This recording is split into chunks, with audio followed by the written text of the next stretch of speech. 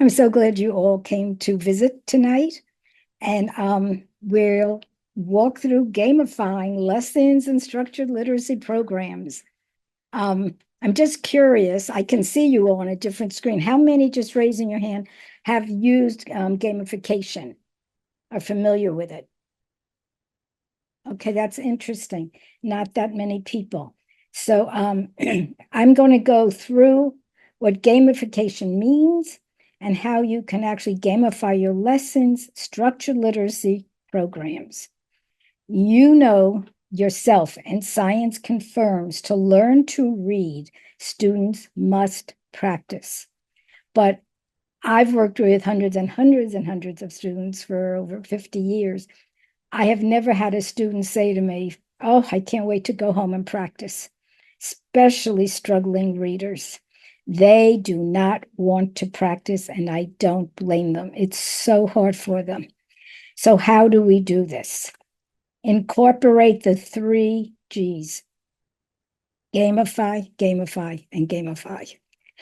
Once you gamify, it is like another world. I had one of the literacy coaches up in Rhode Island said to me, "It's actually a game changer."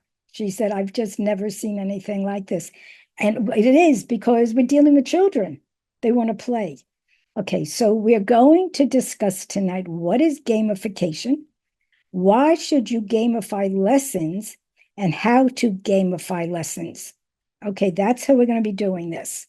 So we're going to begin here with what is gamification? Gamification is using gaming elements, such as strategizing in order to win. I mean, you know yourself, when you're playing a game, there's going to be a reward at the end, whether you're playing Monopoly, Chutes and Ladders, whatever game you're playing, bridge, your goal is to win, okay? And for instructional purposes, it means embedding what students need to learn. It isn't just playing games.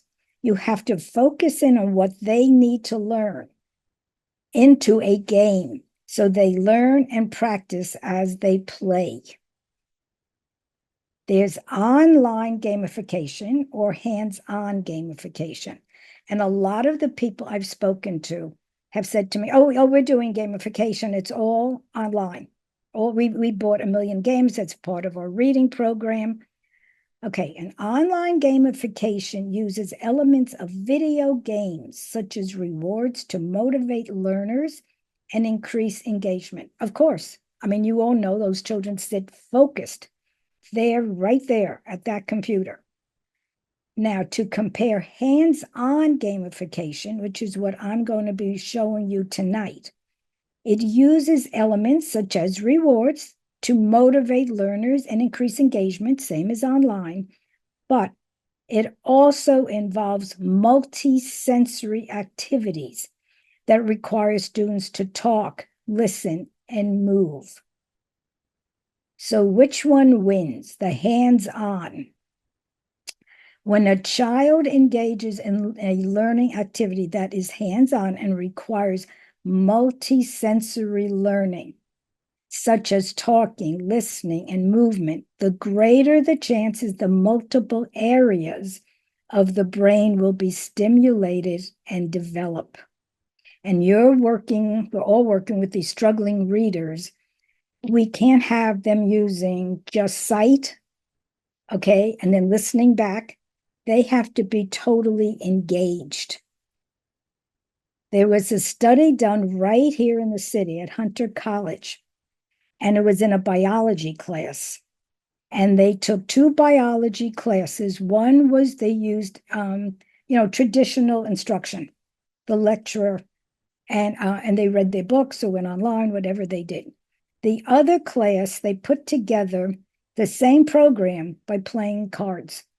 I had done my whole program with cards, never knowing about this happening right down here at Hunter College. And the students that used the cards significantly outperform their counterparts. Okay, now why? Why should you gamify lessons? I learned a long time ago, about 30 years ago. I have a private practice and I have many, many tutors that work for me. We're up here in Westchester. Um, and what I learned from Peter, he walked in the room one day. Well, literally did not walk in. What happened was his mom's behind him, and I'm in my office, and he stands outside my door and announces, if I have to read, I'm not coming in. Okay, so that was his announcement. And I knew from working with these struggling readers all these years, they don't want to read. I would show them this book and that book, and they would be telling me, oh, read that one. Oh, yeah, I know that book. Yeah, read that book. Because they just would do anything just so they did not have to come in and read. So what I saw was I pulled out, let me just go back. What I said to him to get him in the office, I said, what if we play a game? And I just hadn't done any research yet about gamification. And it was so long ago that it wasn't even known. They were using this in industry, but people in education were not. And people in education felt, well, you were learning is serious. You're not going to just play all day. That's not the point. That is not gamification. They used it in industry to help all the employees. You actually gamify using those rules for what you want to teach. So I said, Peter, if you come in, you want to just play? You'll play a game? He said, yeah. And he came in. And what I did, like most of you, and you all know, I grabbed my index cards, and computers were not invented yet. And so I grabbed my index cards, I cut them in half, and I started with CVC just to see what he knew, what he didn't know. And I put two words together, okay, hop and hop. And I made up all these different cards, and I sat down with him and we played memory. He absolutely loved it. And he started decoding because he'd read it, we'd walk through the word, he'd pick up another, he started reading. An hour goes by, his mom picks him up and she said, how was your reading class? He goes, we didn't read. I told you I wasn't going to read. And she said, what did you do? He said, we only played games and I won every one. And I said, Peter, do you want to take the game home and show your mother? And you play at home and show her what to do? And he said, yes. He was thrilled. And he came skipping in the next week and he said, we're just going to play again. I said, yes. Well, I've owned this tutoring center. My God, I don't want to say how long. It's 50 years.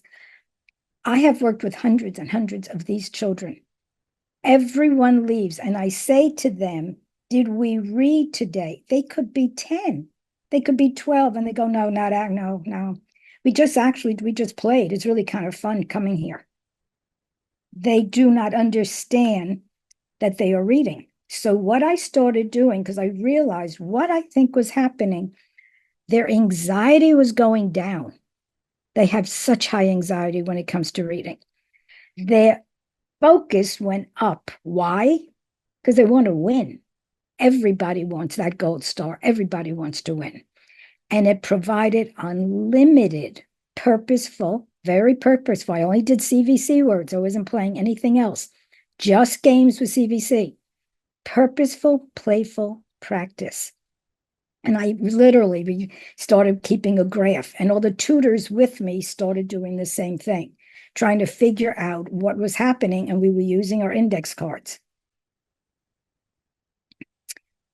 Recently, I came across this research, Dmitry Mendeleev, I think it's Mendeleev or Mendeleev, I'm not sure. We all know the periodic table. We all took Chemistry 101. He created the periodic table of elements in 1869, but he couldn't remember what he was doing. He was an avid card player. So he turned the classification process in 1869 into a card game. And this, if you look him up, you'll see the research on it, which is hysterical. And I said, my gosh, he knew about it then. I first started using the games with Peter. So gamifying works, and you can do it with any lesson. Now I'm going to continue and go on to how to gamify lessons. And I want to have enough time at the end that if you have anything you're thinking of and you want to ask, how would I gamify this? How would I do this? We can talk about it. Begin with the assessment, because if you cannot just gamify, you've got to know specifically what your lesson is going to be.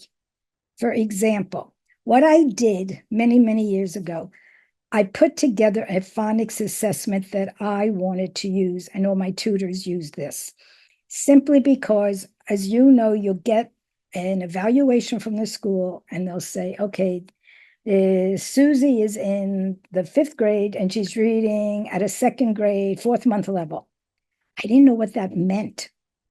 Did she have dyslexia? Doesn't she have dyslexia? Does she know the alphabet? Does she know the sounds? Does she know the vowels?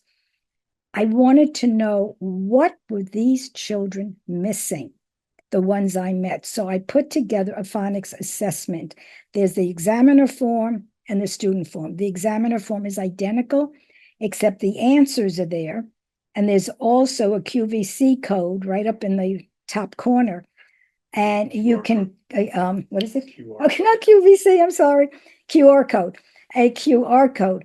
And you can go right there. And what I did was, in case you weren't sure how to actually say some of these phonemes, the sound of each phoneme is there to help.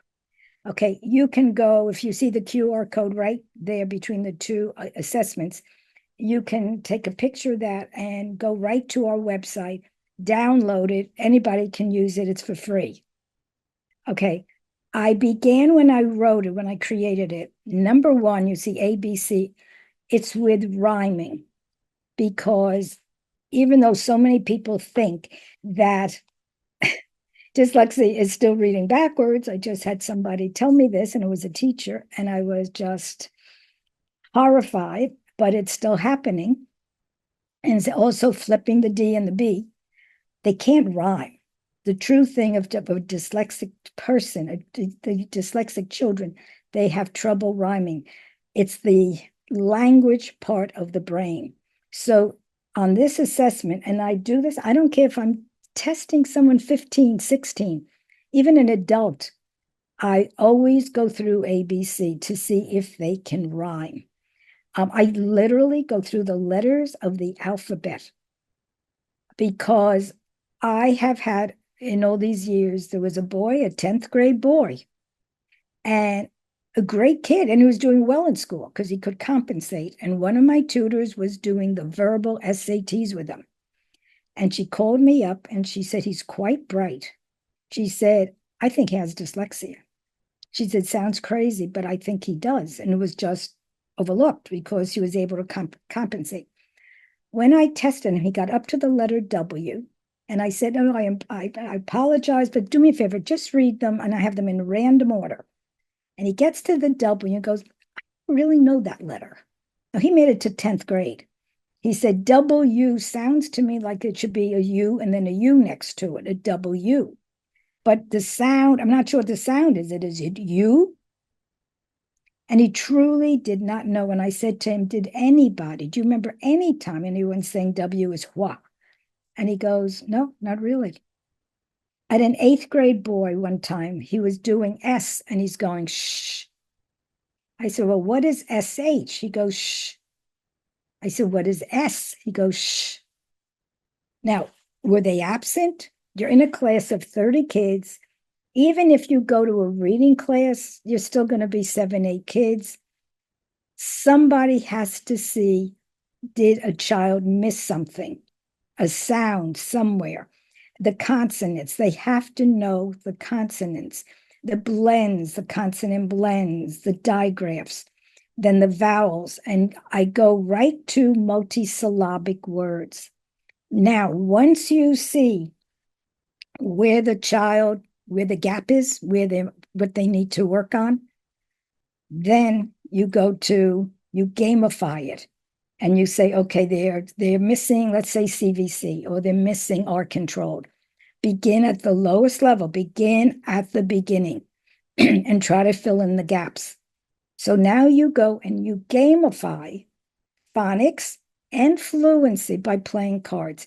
Now, these are the cards eventually that we ended up putting together because I had people asking me for them. We were still writing them all out. My husband, thank God, retired as a physics teacher. And I said, okay, now can you start making games? I said, I have a brand new job for you. We've got to get games that we actually have card games. And now we have probably over 200 different card games for whatever the child needs. So now this is what happens to gamify phonics and fluency by playing games. Here's one. Here's an example. Memory, just like I started with Peter. That was the first thing. And to this day, this is the game I begin with all the students I've worked with. And I'm pretty sure the tutors begin with memory because you can really control this. And you want that anxiety to come down. You need that child to start getting the confidence. So now I have the picture I show appears really for preschoolers, and it's just matching pictures. It's all the different animals, but it doesn't matter. Every card deck, we call them super decks, play up to 15 different games. You can make these if you're just making them yourself. We did it if it's all done for you. If you need, and they're not that expensive, they're $12.95 a deck, and or $10 in the assortment. And then they go on sale sometimes. So the price isn't much. But if you're one teacher and you just say, no, I've got the time. I just as soon make up my own. Absolutely make them up. But here's what we've put together. So now here's these three little kids playing memory. It said grades. You can start even in kindergarten, but it goes right through 12th grade. It goes right to adults because you all of us have played, they coded concentration or they coded memory. You turn over two cards. If you're using it with smaller children or some severely dyslexic children or kids are first learning English, I would take 12 cards, maybe just 12 cards. That would be 6 pairs. Okay, every deck is made up of 48 cards, 24 pairs. They're 24 cards. And so I would take just 6 pairs maybe, set it up, turn them upside down. This is a picture we took when we were still using our index cards years and years ago. You turn 2 over at a time. If it's a match, that's it. You have it. Okay, you go again. If it's not, you put it back in the same place. And I'm mentioning this now because so many of the children have said to me, no, let's change it. Let's just change the whole order. It's impossible. You can't win. And your goal is for them to learn to read. So put it back in the same place. As they start to learn them, get rid of some and put a few other pairs in. Keep changing it. Then making it more than 12 cards. Then making it 20 cards, 10 pairs. You can use this, the group size. I give recommendations here on the screen. You can, two children. If you're a tutor, you can sit with one child and you play memory. You don't need a whole crowd. I wouldn't go past 6 students because you're usually around a table. And then in reality, they start fooling around where they're standing there and you've got to now get control of that. Keep it 2 to 6. If it's more, you can pair them off. If you're in a reading group and you're doing remedial reading, then if you have 12 kids in the class, 10, give them a partner and they work together, deciding what to do. Again, there's the QR code. You can go directly on our website and all the directions for all 15 games are right there on the website. Here we go. Go Fish. Kids love Go Fish. They absolutely love this game. Or again, grades, I wouldn't begin Go Fish with kindergarten first. It's a little too difficult, I found throughout the years. Second graders, little 7-year-olds, they can do it. It goes right through 12. I've played this with adults. The group size, 2 people can play, the tutor and the child, up to 6 players. Once you get more than 6 players, the game doesn't work as well. And it isn't the typical Go Fish that we all grew up with. I changed the directions a little bit because I saw what was happening. Because my goal, again, I want them to read. And if someone asks for the card, I have, let's say our VCE game, I have Hop, do you have Hope? Because I work on that particular game trying to combine the CVC and VCE. And if the mom asked, if the mom was sitting in and they had it, they wouldn't give it to them. So I finally changed the rules and I said, it's the one who's out of cards first. So if someone asks for it, give it to them. And so they really stay focused. There's your focus. The anxiety goes down, the focus is up. They want to win. I was on Zoom today with a mom and a child, and this little girl, she's 10 years old, we're still just getting up to Venn diagrams. She did not want that mother to win, and she was so focused. I mean, so it's you're playing, you're gamifying, learning all these sounds.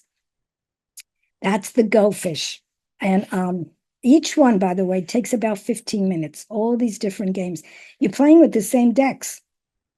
You're just taking that one phoneme and deciding which game. Lotto. This one, if you're working with preschoolers, kindergartners, first, second, I wouldn't go beyond because it's too young for them. Right on our website, stronglearning.com, you go and you download all the directions and the little house, you see the little brick house, there's the sheet. It'll come right out. You give one of those to each child. And then you take half the deck.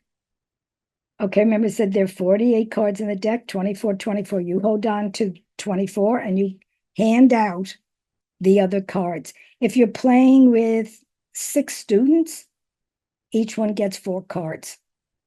Okay, and it's easy. And you hold up the word. Let's say you're doing Venn diagrams and you're saying boat. Who has boat? And they look at it, you show them the card, let them see it, use as many senses as possible. Then let them be the callers. They just love to do this. They love playing the games and they love that they feel so important. I shouldn't admit it, but I cheat a lot because if I know that they just need that card and I'm going to show it to them, even in Go Fish, I'll hold on to something knowing they forgot to ask. Memory, I'll turn it over and then I make believe I can't find the other card. After a while, some of the kids go, I feel so bad for you. You're really bad at this. And they're hysterical. And then they'll tell me, here, I'll help you.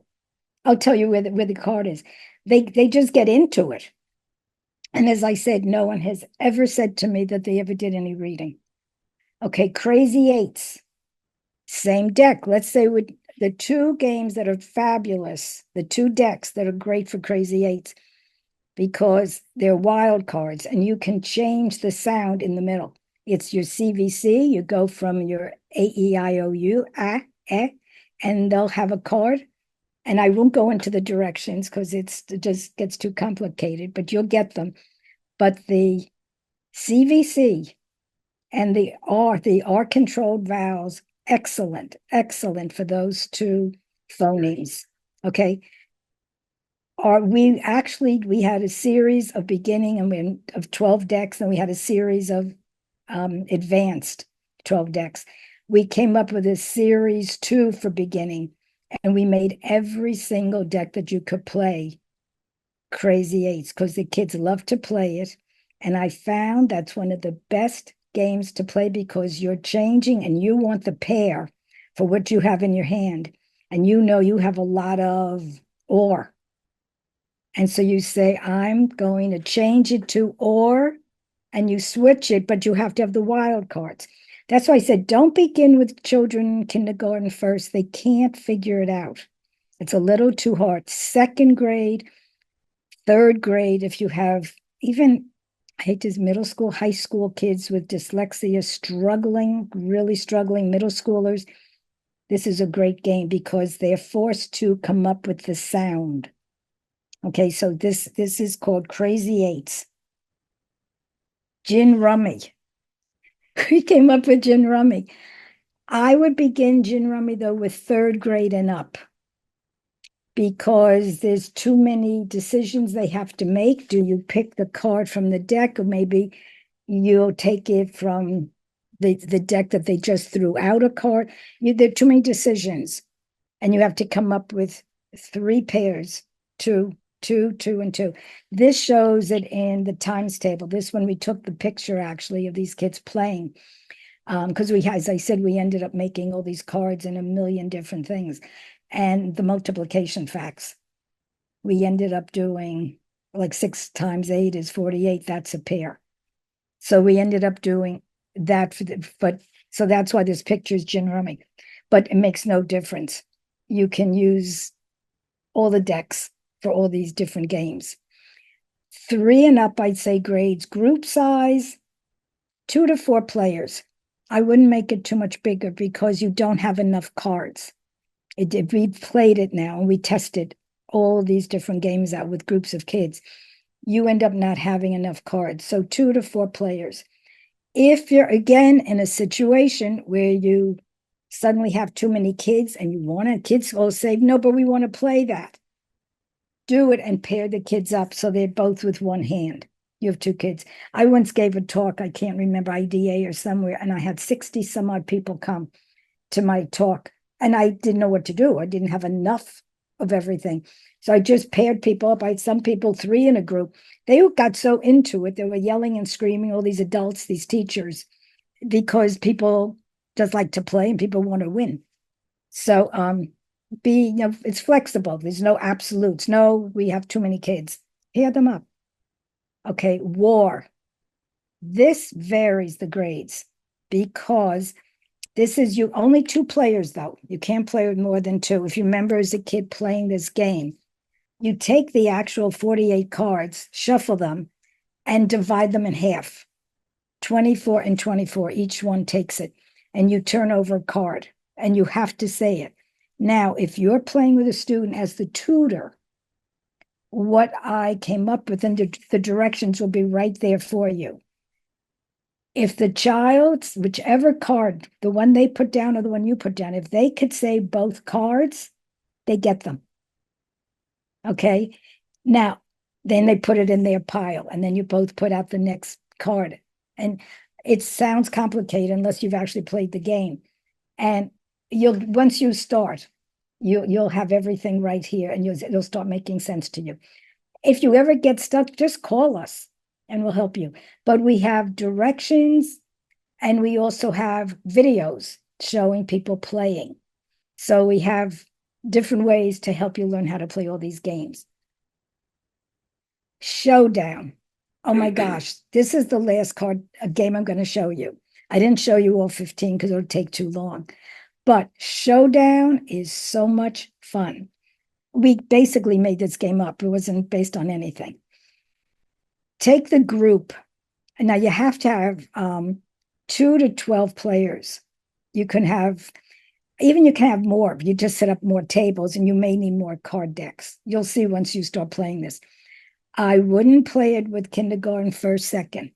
I've tried it. They absolutely can't figure out what's happening. One little 7-year-old came up to me one day. I'll never forget him, Zachary. And he said to me, I can't keep playing this game. It's just making me too stressed out. I just can't do this. And I knew it. And I just don't start with the little ones. They can't do it.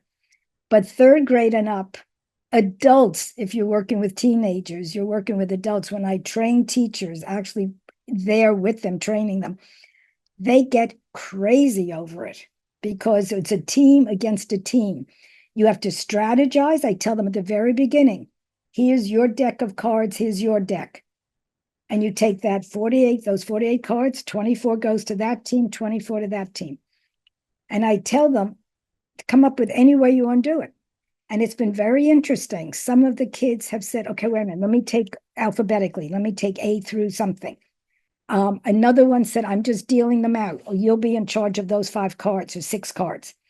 Some of them just put them in the middle and they have no idea what they're doing. I mean, just to learn how to strategize and work together. And that's what I'm saying. You get so into playing cards and doing all these things instead of a child just sitting at a computer, clicking and clicking. So the showdown is great. One very quick, let me look. Okay, 7:03, I'll be fine.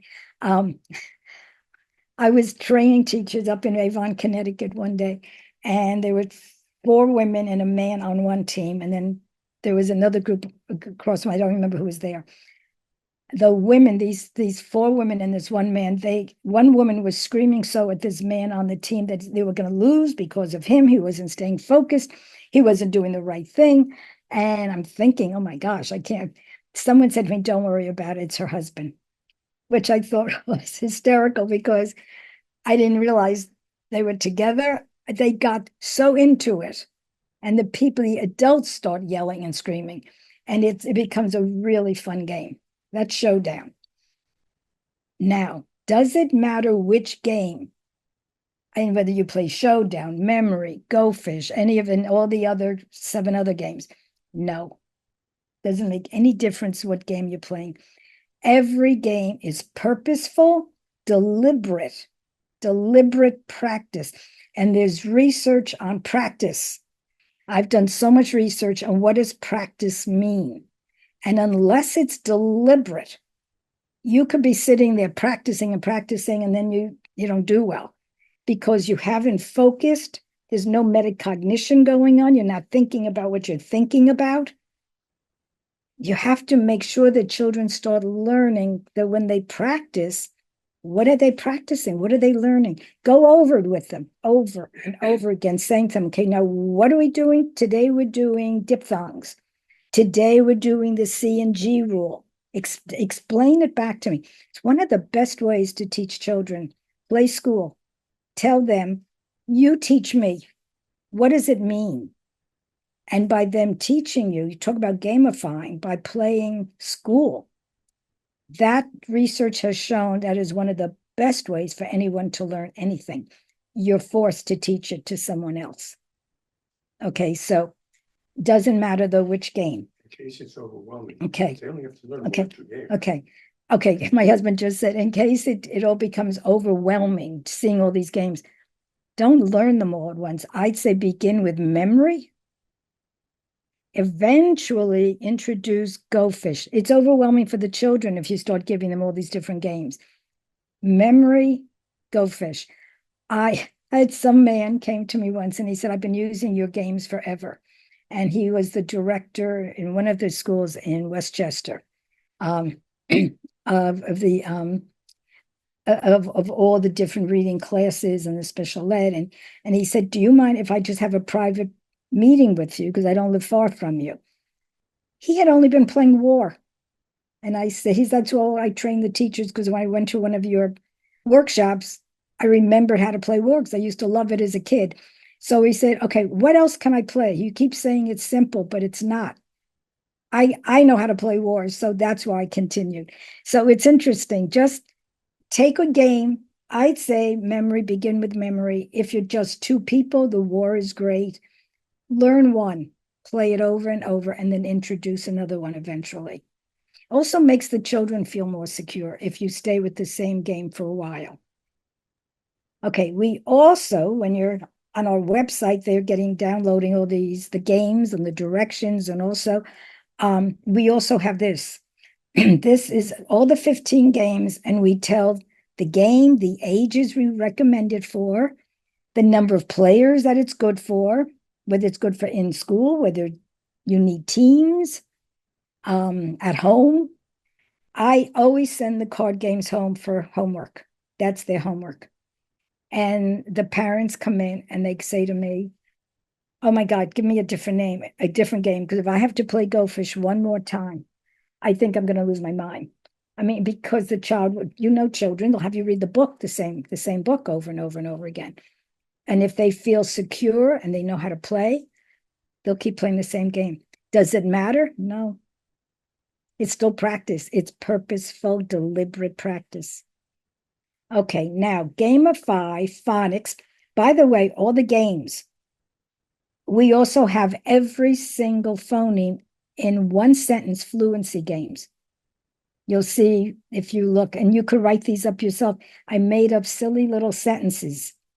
And so when I finished, like today, this little girl I was working with, we finished doing all the different vowel digraphs. She could say them very quickly. She played Go Fish. She was doing great. So I pulled out the digraph fluency deck and has one sentence, including the one word that's in the other game, the phonics game. The children panic, just like when they see a book. They panic, there's too many words. And she just suddenly, I could see the anxiety went up. I could see the focus went off. And I said to her, we're just going to go card by card. The words you just read in the phonics game are all in here. It's the same words. You know them. But your dendrites are shrinking because you're getting so nervous. And I'm showing her what happens to your brain, how the dendrites actually shrink when you get nervous and you can't think. You have to relax. I kept saying, take a deep breath. By the time we finished the hour, we had finished the whole game. She was reading them over and over again because she had to keep saying them because we were playing Go Fish and she had to ask for the same sentences.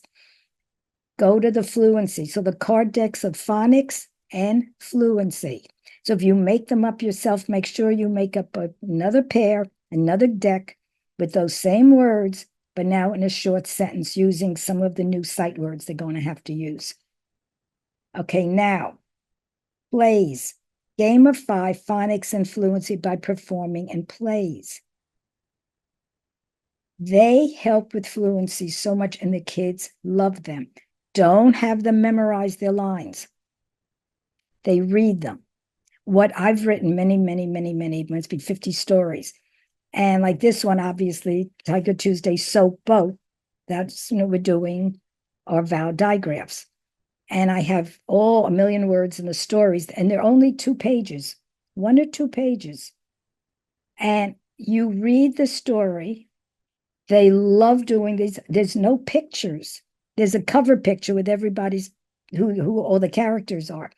Not one child has ever asked me, where are the pictures? Where they look at the cover, they know who they want to be, and kids love highlighters. So I give everyone a highlighter. And they tell me, I'll highlight your part. What color do you want? They are so busy with the highlighters. And we have a microphone. We even have scenery. If you ever need the scenery, tell us. We can send it over to you. And they sit, and now by reading, they have to practice, and they have to practice. And by being in someone else's shoes, they become a different character. The anxiety goes down. They have found, research has shown that children who are first learning English do well doing plays. It's interesting. And I think it's because there's someone else. The anxiety goes down. Focus has to be up. They have to be focused because they can't miss their line. Okay. And they themselves can't believe that they're actually reading. And I tell them, do not memorize it. You will always have your script in front of you. So every story, I've written like 50 stories, 1 for each phoneme. Every story has a companion play. Now, you may be using other plays, that's fine. But make sure if you're using plays, they're focused on the lesson you're teaching. If the play just has a lot of words, and you want those children, especially the dyslexic and those struggling readers, to learn those phonemes, try to find plays that have just that. Like we actually put 35 of our plays together in one playbook so that the teachers could just get the one playbook so they could use it. So this is it. Plays that are purposeful. I know I keep repeating myself, but I get frustrated when children come in with homework sometimes, and I'm looking at it, I'm thinking, what does this have to do with anything? It just sometimes it's like, and the child doesn't know, and they're struggling because I only work with struggling readers. We just came out with another book, and it's not for struggling readers. And finally, one teacher said to me, he said, I teach 6th grade. They're reading on a 10th grade level. The book is fine. And I forget their other children because all these things we're doing, The children that are going to learn to read, they can have any reading program, any structured literacy program. They could have it without structured literacy. They pick up reading. They just pick it up. The children, this whole workshop and gamifying is for these children, the kids who are really struggling, because you've got to pull them in and get that anxiety down. Okay, gamified reading comprehension. And that sounds crazy, but what do you do? How do you gamify reading comprehension? Okay, here's something. Tiger Tuesday soap boat. Again, comes from that same story. There's your traditional Tiger's boat was made out of, and then they circle soup or soap. This is part of one of the workbooks I have. And now I'm doing, because I want to see if they know the actual phoneme. But draw pictures. All of a sudden, you're taking away the reading aspect of it and you're doing something totally different. And they can do stick figures. The kids relax. They love doing this. Some kids can't draw that well, so I always do it with them, not next to them. I do my own. I take my own sheet and I say, oh, I'm going to draw my own pictures and let's see what we both ended up doing. I don't sit over them. The beginning, box one, draw what happened at the beginning. Okay, like in this box one beginning, Tiger made his boat. He was going to be in a boat race of all boats, a children's boat race at a pond. He decided to make it out of soap. What happened in the middle? Okay, there it is, box two, the middle of the story. The boat is in the water. Box three, what happened that he never anticipated was the whole boat started to become bubbles and the whole pond was filling up and filling up. And the whole story is about how they had to stop the whole race. And once they had the other race, he had to think through, maybe he shouldn't make the boat out of soap. And then what happens next? Let them start thinking. I have found that too many children, they don't think. They go to school and they go through a maze. And they know if they don't get the morning work done, then they can't go out for recess, or they'll sit. I've seen it here, even private tutoring. If I give them things to take home and it's playing the games, they'll play. If I ever give them sheets of paper, and these are the struggling readers, they'll come back and the parents will say, oh, no, we made them do it. They did it this morning because I realized they never did it. It's never right. They'll have one question right. They're not focused. They're not thinking. They're just doing this because to please mommy or to please me when they come in that something's done. They don't want to get into trouble. We have to take away all that the anxiety away because they're struggling enough. So drawing pictures, another way to gamify. This one is amazing. I do this with every one of my students that I worked with. They become the teacher and I say to them, okay, let's read. It could be a paragraph, a page. We decide together. And you be the teacher. I give them the red pen. You be the teacher. And of course, you can't do this in first, probably not second. It's maybe you have to start a little bit older. And now it incorporates writing. And we decide, should there be 5 questions? And now it's interesting. I always think they're going to say 1. I'll write 1 question. They don't. They always say to me 3. Oh, no, maybe 6. Because they're testing me. The pressure is off of them. And it has been amazing, the questions they come up with. And I tell them, I don't care if you spell the question wrong. If you want to ask me, and I'll just help you how to spell it. And I tell them, do you want me to make up a quiz for you? And it's interesting because it's all now they're controlling. And I say 50-50. Some will say, yeah, make up a quiz. Let me see what I know. And okay, but they're so empowered because they are now the teacher. And I have to tell you, their questions are amazing and they focus and they're going through the book as they're reading it or the chapter or that one page. They read it slowly and I watch them, they stop and they're writing their questions out. And then I answer them. And again, I hope none of my former students will hear tonight. I cheat because I go, oh, can I look back? I don't remember. And some will say, yeah, you go, you can look back. And others will go, no, you didn't focus. Okay, they just start repeating what everyone's told them. By the way, my PhD is in educational counseling. I have huge amount of credits reading, and I've been back in the 70s. I was part of IDA in Manhattan, going to all the conferences. So I've been part of this for a million years. But I also have a counseling background. And some people are going to be going, okay, that's why I keep seeing this whole child. But this is one of the reasons that a lot of these kids in these programs are still struggling because of the anxiety and the focusing, and they don't practice. Okay, you now have them corrected, and I put down the wrong thing so many times, and they go, no, look, they start showing me in the book or in the page or the sentence, look, that's where the answer was. This is one of the most amazing things. How, remember I said before, the person who learns the most is usually the child who's teaching someone else. Okay, so I have never received above a 40, just so you know. Their pleasure, they give me zeros. They give me 20s. They don't know how they come up with this grade system, but it's not happiness, but it's this power. They have this power, and it makes them feel like they're okay. Next thing, gamify vocabulary. Okay, so remember the 5 pillars of reading.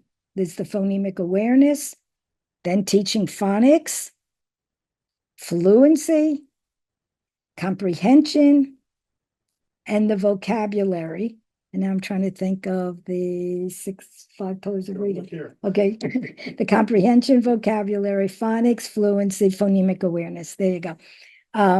Okay, so what do you do for vocabulary? And that's a biggie because most children right now, I've noticed because I've been in this business for so many years, their vocabulary is not as good as the kids from years and years ago. It just isn't there. Basic words, they don't know what it means. And I don't know if and we can all talk about it later, what it is. Is it because they're on computers, on computer games? Is it the vocabulary at home? I know for years, every child walked in here with those Sadler vocabulary books forever. Past many years now, they just don't have them anymore. They're not using them. So grab your index cards and make up your own vocabulary card decks from your reading program you're using. They may give you words already. Play the games with them. Set up the games. Your science, history, or math lessons, or from the vocabulary program you're using, if your school is using one, or if you do this privately. Next, vocabulary, use it in crossword puzzles. Not just any crossword puzzle like this, because I have all the products already made up because we've used it here in the Learning Center. This is a crossword puzzle from soft and hard C and G. And it's all word: bicycle, cage, camp, celery, scent, circle, dragon, face. You can make up your own. You can go, I think you just put in the words. I'm not sure how to do it, to be honest, but you can make up these things. Gerbil, luggage. My goodness, the practicing with the G sound, that hard and soft G, luggage. There's 3 different G's in there. Okay, orange. You then word finds, word searches, word finds. This is my game, and there's a card deck, a super deck for LE words: puddle, drizzle, fable, giggle, riddle. Stay on that and stay on that.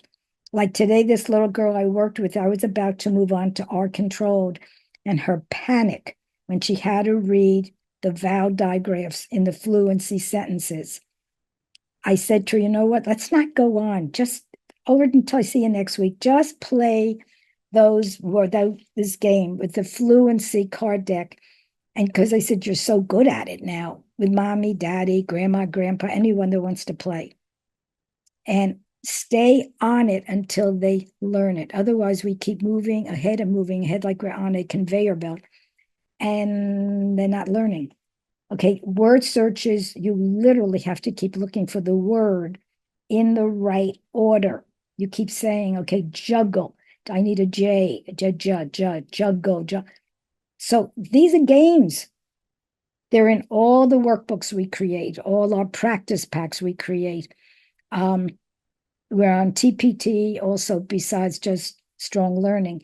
And there's all these practice packs, and I put all this in there for this, just the seat work, because I know in reality, a classroom setting, it's very hard to start doing all the card games. It becomes cumbersome. But if you're in a small group or one-on-one, or in the large classroom, you'll have some things for them to be interactive with. Put two kids together, let them work in pairs, so at least they can talk.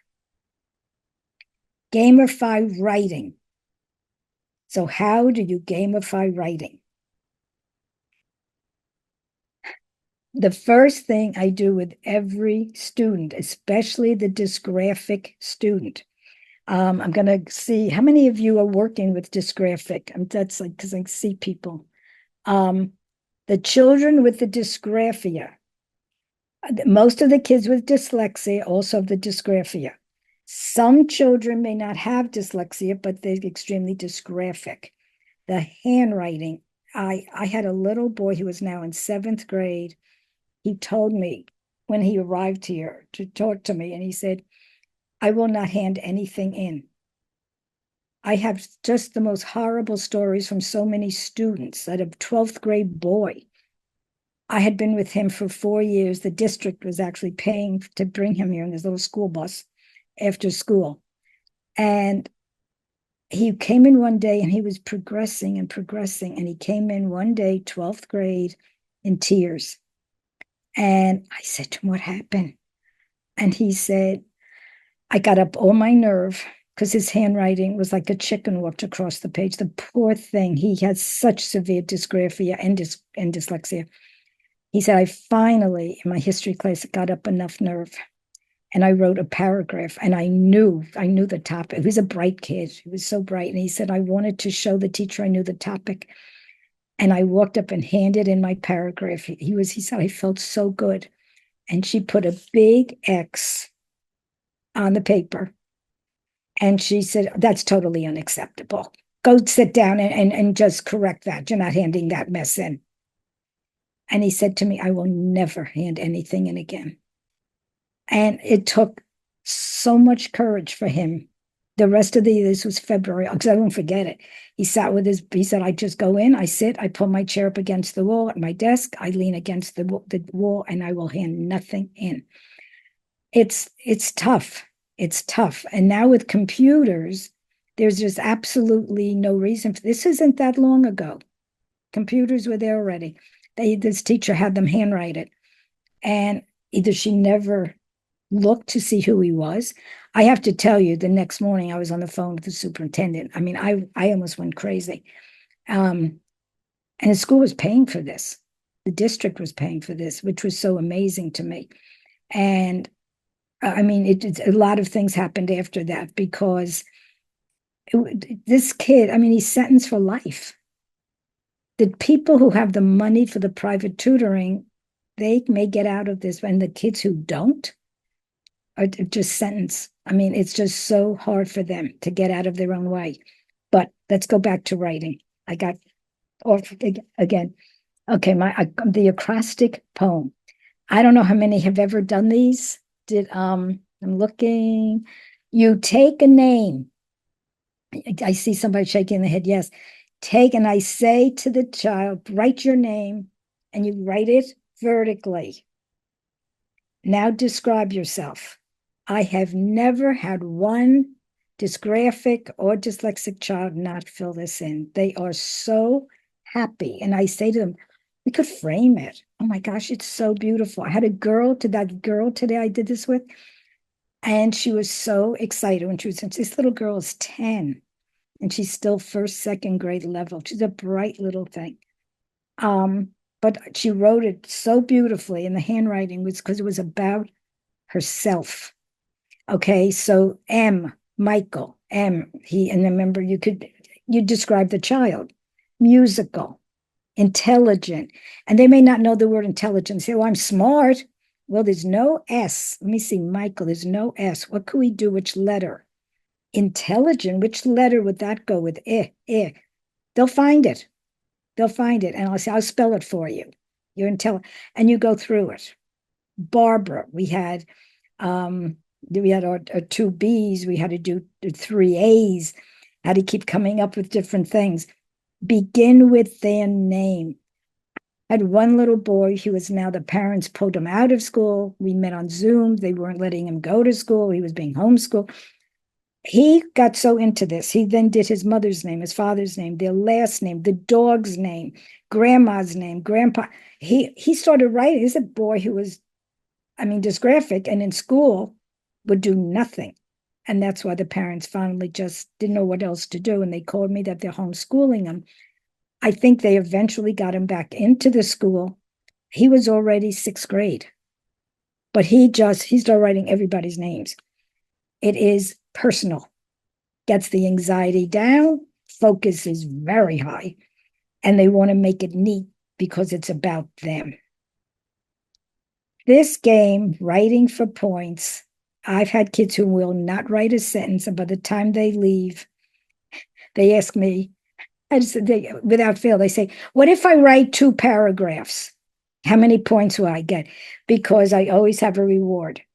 There's always something. And if you're working as a tutor, let the parents set up the rewards. I used to give out these gold cups, and if they had 100 points, they could every week write more sentences, and we counted up the points. They start adding also to keep track, and they could trade in at any point. And I had all different toys and games and whatever they could trade it in. Or if they wanted 100 points, they'd get their gold cup. One mom walked in one day, the whole bag of gold cups. She said, "I don't even know where to put them. She's already in high school. We don't come to you anymore. Here's your cups." But the little girl got so into it because she won the gold cup. But watch what happens. I'd always tell them, if you write 1 to 6 words, 1 to 6 words, you get 6 points. You get a point a word. Every word gets a point. And sometimes I'll underline a word they spelled incorrectly, and I'll say, if you could correct it, I'll give you another point. We'll double that point. Do you know most of the time they can spell it? They can figure it out.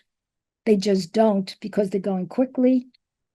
Okay, then I'll say to them, like if they wrote the boat was in the water, I'll say, you know what, you could double these points. The word's called adjective. You put that word in front of something and it just describes it. We could say the motorboat instead of just boat. We could say any color. Colors are all adjectives you can describe. Okay, the white. I actually did this with one of the children, and I copied this particular one because it was just amazing. But I've done it most of them. They sit with me because they don't care about writing the sentence. They want the points. Okay, the large white motorboat. The adverb is quickly. It's called an adverb. It describes the verb. Okay, and it usually end with ly, through the glistening blue water. Then he ended up with his 22 points. And then most of them say, "Can I write one more paragraph?" And I tell, "Well, you need 5 or 6 sentences in it, and I'll give you the full 100 points." Okay, so now the large white motorboat sped through the water because start using those transition words.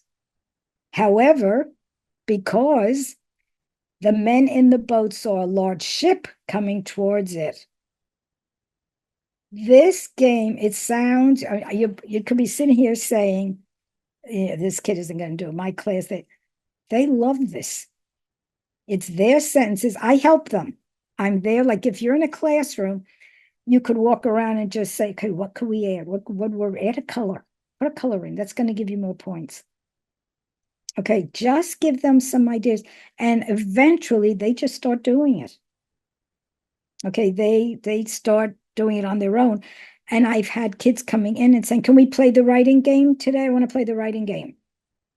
And they'll leave, and the moms will say to me, they didn't even tell me they were writing. I said, because it's a game. I gamified writing. Haiku. Haiku, I'm looking over how many use the haiku. You're teaching syllables. Haiku, it's usually something about nature, the topic. And it's 3 lines, 5 syllables in the first, 7, then 5. And you have to come up with, okay, the title's different, spring flowers. And they just describe nature. It could be on, I've done on snow, on flowers, spring, summer. And here, flowers blossoming, there's your 5 syllables. And they sit and they'll go to throw in another word, or they'll have, I was with a child the other day and she had 4 syllables. And I kept saying, you need 1 more syllable. Like maybe throw in a color like red or blue, a 1-syllable word. They're learning about syllables. Roses, tulips, blue pansies. There's your 7. Green grass, pink petals. There's your 5. Haiku. And all of you, because I see a lot of people writing, remember you'll have this video. Laura's going to make it available to everyone. The diamond poems, diamante poems. You can use nouns, adjectives. Now, today, the little girl that was doing the vowel digraphs, we made up a poem just using vowel digraphs. Make sure every single thing you're doing when you keep it focused. It was purposeful because I said, take your deck of cards and take out, because every deck of cards has a word card in it, a word, whole list of the 24 words that's in the deck. I said, select one of the words and make that your title. Then write 2. The next line had 2 words. Third line 3. You end up with 4. Go back to 3, then 2, then 1. And your bottom word is usually the same as your top. And when you go back on here, you'll be able to see how to do this using nouns and verbs and adjectives. You don't have to. I did it today simply on vowel digraphs. And she used all the words. And then she said to me, I have an idea in my head, sleep. That would rhyme with one with, I forget what the word was in my word list. She said, can I use sleep? Oh, sheep. She picked the word sheep from the word list. And then she said, but sleep rhymes. Can I put in sleep? I said, sure, that's even better because you made it up yourself. How will you spell it? And she's sitting there and she's going, I said, sheep is the SHEEP. And she literally, and you can tell when someone's thinking, the eyes go up like, up towards the ceiling and they're thinking. And she was there 10 years old, this poor little thing. And she goes, S-L-E-P, sleep. And her mother's sitting there, everyone had clapped, and her smile. And it was only a poem about these digraphs, the vowel digraphs. And I said, for homework, till we meet next week, make up a few more using CVC words, using your VCE words, and now the vowel digraphs. And she's very autistic. And I said, if you design them, maybe when I teach the other children, I'll use yours as the example because they'll be done so beautifully. Her grin, and she's telling the mother what she was thinking of doing. She was so excited about it. It's just taking plain things you're sitting and doing and just bringing it to life. Pass the paper. I'm looking at 20 minutes left. Okay, we're doing well. Pass the paper. This is so much fun. You start with a topic. And I just do it one-on-one with the student. I'll say, do you want to start? What topic should we do? And they'll give me something about dogs. Okay, so I say, we both have 1 minute to write. And when the time is up, even if you're in the middle of a sentence, you have to stop. I take the paper. They have to read you what they wrote. So now they're writing, they're reading. So I said, don't worry about your spelling. We can always fix that. But you have to read it to me. So I'm sure I know what you wrote. And then I take it and they time me. And you have one minute and they go, time's up. And maybe I wrote 4 words. And I go, oh my gosh, I didn't. And they said, yeah, but I know what I want to say. By the time the session's over, I have never had it not happen. They're sitting and writing and writing and writing and writing. And they say, they don't even ask me if the minute's up because they get into it and they don't want me to change the story. And when I've done it with a group, okay, let me give this example. This is you see that picture. Okay. And this is this little book that these kids made, all dyslexic. I had them, there were 12 kids one summer, and they came for 3 hours on Saturday mornings during the summer, 7 weeks. And I said to them, we're going to write a book. They're all from different districts. They were all dyslexic, and they just looked at me like I was out of my mind. And I said, you're only going to have, and we decided, should it be 1 minute, 2 minutes, 5 minutes at the writing table? And everyone else will be playing the card games. We'll have groups set up and we'll play. But I knew because I tested every child. This group was doing VCE. This group was doing shun, those type of endings, whatever they needed. And so the first session we had, and I always had bagels and cream cheese. And they always had to bring their own beverages, but there was always bagels and cream cheese. One little girl would sit without fail, just sitting there eating the one with the raisins, cinnamon raisin, just eat the raisins. And everyone would just sit and stare at her as she ate the raisins. Anyway, so now they would eat and we'd start the games. And first session, I said, who would like to start the story? They all came up with, we voted on it. They wanted to write about the oceans, and we have to save the oceans from pollution, which was just the greatest thing. I must tell you, I had a 9-year-old that was part of it, an 8-year-old, they couldn't stay. It was very difficult for those. They needed one-on-one. But if you have a little older group, and these kids, dyslexia and dysgraphia, they all had it. And so I said, who wants to start the story? We have the title, and they all came up with it. We voted how to save our oceans. Nobody would get up. Finally, the little girl with the red hair, the pink, she said, I'll do it. I'll do it. For how long? And they voted on, everyone will have 5 minutes. She sat there. I said, I don't care if you write 1 word, just get it started. She did. And then the 5 minutes was up. The next child went up. By the 7th class, our last class, and now no one met, I think, together ever again, all 12 of the kids, because of everybody's summer vacation, the schedules. Everybody was away this week, that week. I sometimes had 4 kids show up, 3 kids. They paid for the whole thing. And they all told me, but I can't come to it because everybody was going away. So now, by the last session, it was these 4 kids. They were fighting over who's going to finish the story, how the story should end. They were arguing who's going to do the illustrations. They went home and created all the illustrations. Okay. And they were even, let me just show me these pictures they were doing. They all came in and let me see. I don't know if you can see them all. Just adorable. There was an assortment of all the different pictures because they all did their own artwork. This was one of the ones they actually did. They were so artistic. It was beautiful. We published the book. I had it printed and we gave this out at the library in town.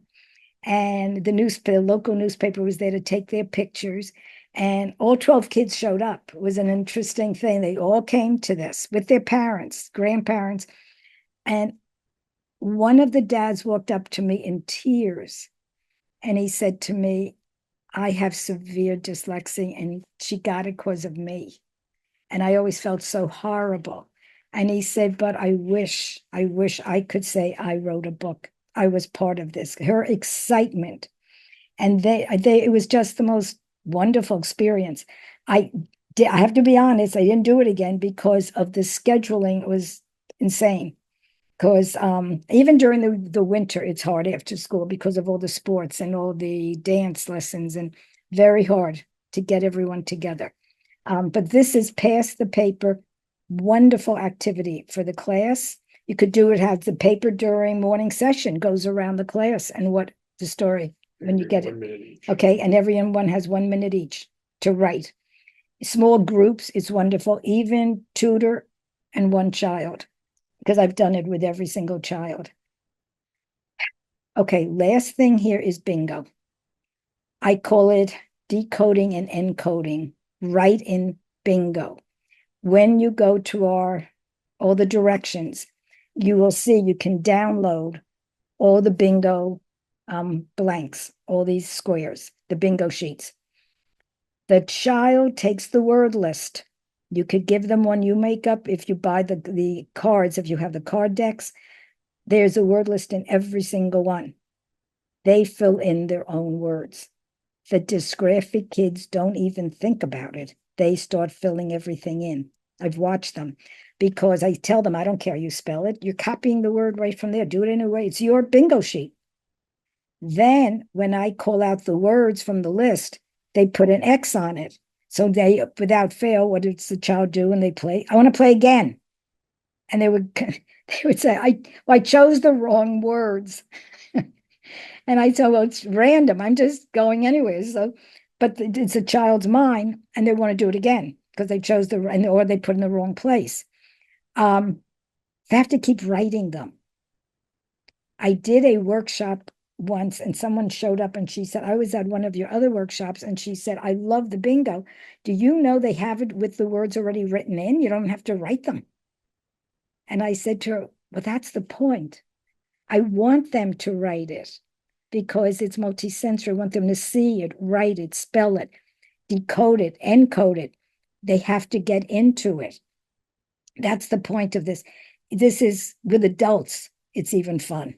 Whether you're playing with or your teenagers, whoever you're working with, any age group. I use it with kindergartners with the alphabet. They fill in the letters of the alphabet. You can start with any place at any, it varies from level to level. Okay, there it is filled in. It looks like that. And now here we actually use markers so that they did not have to keep crossing it off. So they could use it over and over again and finally learn those words. That's another way of doing it. Begin with the 9 square bingo when you have little ones. The 24 is just too difficult for them. Okay, also fluency. Take the fluency cards and everyone has a sentence. And 20, you can't do it with the large 24 bingo squares. 9 bingo squares, perfect for fluency. Let them write the sentences. There's your 25 square. That's what it ends up looking like. Okay, then when you go directly to you download everything that we have there, you're also going to see, it says Super Deck Games I Played Today. It empowers them. They take it home. And they'll come back. Some will say, no, nobody was home. No, I say, even play the game with your dog. Put the date, the deck you used. If you're using the cards you're making at school, it doesn't matter. They just have to tell what vowel they're working on, what phoneme, what consonant. The games we played, number of minutes we played, and names of other players. I have to say, most of the kids that have come in with these actually done, the names of the other players could be mommy, daddy, my brother, my sister, grandma, grandpa, they're a lot. They seem to be there to help out with a lot of things like this. Just to review, we have, oh good, we made it. Benefits of gamifying structured literacy reading programs. Just to review this, it reduces students' anxiety while increasing focus. It provides unlimited, purposeful, playful practice and promotes socialization because there's no screen time. This is gamification without screen time. Integrate social and emotional learning. One teacher told me she used to use it. She'd teach the lesson, let's say CVC, or she would teach the art controlled, and they were doing these workbook pages from one of the programs she bought. And then she had tables in the back of the room. Whoever finished, they could go to one of the tables. And if they had enough kids, there were always the card decks. And she would decide, the teacher decides the card deck. Like this one needs this one needs this. The kids decide the game. And that they just feel so great. And they would sit there, and she said they would run into the back of the room. I really was to school in Manhattan, but I had this past year, someone in LA called me and told me how they're using the whole school. And he said also, they're in the back room. They go to the back table when they're done. He said, I began by saying, you, and you. He was teaching fifth grade, go to the back table because you really need the extra practice. They were so humiliated they wouldn't go. And then he said, I realized he had made a mistake. He said, I made a mistake. And I said, whoever finishes can go. And he said, they were rushing to get to the back. And now these kids that were struggling, all of a sudden were trying to get to the back of the room too now to learn it. So he said, because they're playing. And he said it was that reinforcement, that practice. It's practice. Anything in life, we have to practice. And these poor little kids don't want to. So he said, I don't blame them. It's hard for them. It's been amazing to me that kids, they're in middle school. And I'll say to them, did we actually do reading and writing? And no, they do not realize it, that they're actually, and they're learning. They're learning. And that's the part that threw me when we started it, when Peter walked in that day, and I started with the index cards. And I sometimes at conferences, someone will say to me, no, school is serious. I don't want them to think they're coming here to play. No, school is serious. And these are children, and children play. That's how they learn. They learn through play. And it works. And so it's just getting across to the teachers and the administrators, this is healthy. This is healthy learning because it actually works. At this point, I just want to thank you all for attending and for helping these struggling students. These are samples. The decks, these are all the different decks. We have much, much more, but these are just samples. The beginning phonics, series 1, the series 2, advanced phonics, the games and activities I just talked about, and more are listed in the games and activities children love. And then you have the reading and writing workbooks. Again, I thank you all so much for taking the time out to come here tonight.